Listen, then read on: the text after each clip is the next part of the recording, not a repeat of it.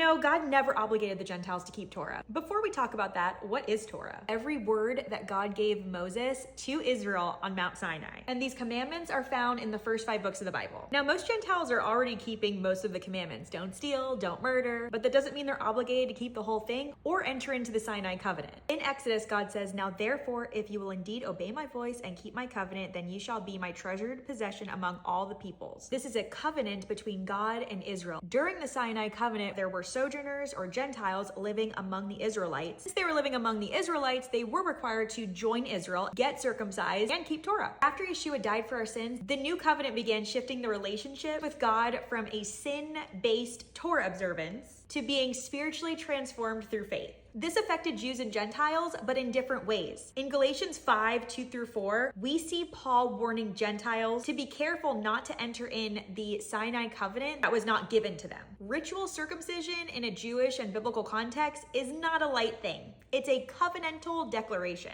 Paul is basically saying if a Gentile gets ritually circumcised, they are basically saying grace through Yeshua is not enough. And he says it disconnects you from the Messiah. That's a really important thing to pay attention to. All Messianic Jewish leaders agree that Gentiles should not undergo ritual circumcision because it places them under obligations that were never intended for them. However, Gentiles are invited to celebrate the Jewish feasts, celebrate Shabbat, integrate Jewish tradition into their daily lives, with certain important limitations that I will go over in a future video. And ideally, this should be done in fellowship with Jewish believers. Since Gentiles are not obligated to keep Torah, then who is? And what does that mean? I'm gonna leave you on that cliffhanger, but comment part 2 if you want me to continue. I hope you enjoyed this video. Let me know if you have any questions in the comments, and I will talk to you in my next one.